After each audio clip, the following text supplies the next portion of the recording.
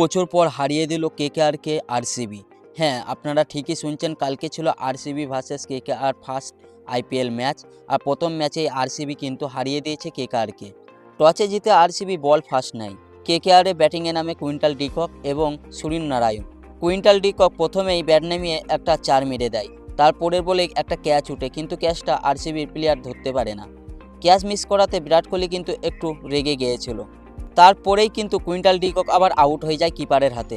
Quintal de Kock 4 run করে out হয়ে যায় আর কলকাতার প্রথম উইকেট পড়ে।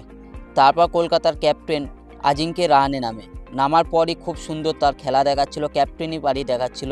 4-6 টু রান সব কিছু মিলিয়ে খুব সুন্দরভাবে খেলা করছিল, খেলাটাকে আগিয়ে নিয়ে যাচ্ছিল কলকাতার। 25 বলে হাফ সেঞ্চুরি করে আজিঙ্কে রাহানে। তারপরেই কিন্তু 107 রানে সুনীল নারায়ণের উইকেটটা পড়ে যায়। মাত্র 26 বলে 44 রান করেছিল সুনীল নারায়ণ।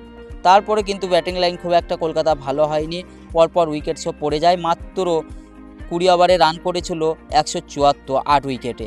এখানেই শেষ হয়ে যায় কলকাতার পারি। তারপরে আরসিবি ব্যাটিং লাইনে আসে বিরাট কোহলি এবং ফিল শট।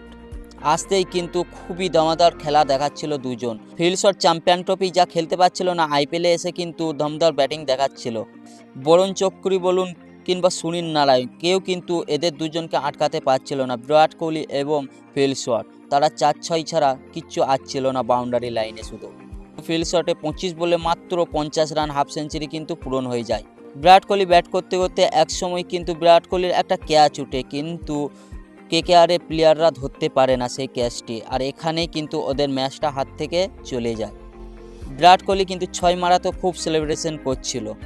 জিতার জন্য শেষ মুহূর্তে কিন্তু 23 বলে মাত্র 2 রান দরকার ছিল, আর সেখানে ক্যাপ্টেন রমনদীপ খেলছিল আরসিবির, একটা 4 মেরিয়ে আরসিবিকে জিতিয়ে দেয়। আর আইপিএলে প্রথম ম্যাচ কিন্তু আরসিবি জিতে নেয়।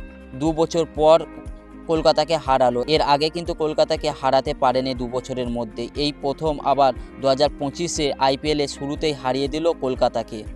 যাই হোক, আপনাদের মতামত বলবেন, আরসিবি কি এই বছর ট্রফি নিতে পারবে? যাই হোক, বিরাট কোহলিকে সালাম, কারণ বিরাট কোহলি খুব ভালো খেলেছে, আমারও খুব ভালো লেগেছে। আজিঙ্কে রাহানেও খুব ভালো খেলেছে, সব টিমেরই ভালো খেলেছে। কুণাল পান্ডিয়াও খুব ভালো বল করেছে, বরুণ চক্রবর্তীও কিন্তু খুব ভালো বল করেছে। চলুন আজকের ভিডিওটা এ পর্যন্তই। ভালো লাগলে লাইক, কমেন্ট, শেয়ার করুন। এরকম আরও মজাদার ভিডিও দেখার জন্য চ্যানেলটা সাবস্ক্রাইব করে রেখে দিন। চলুন, বাই।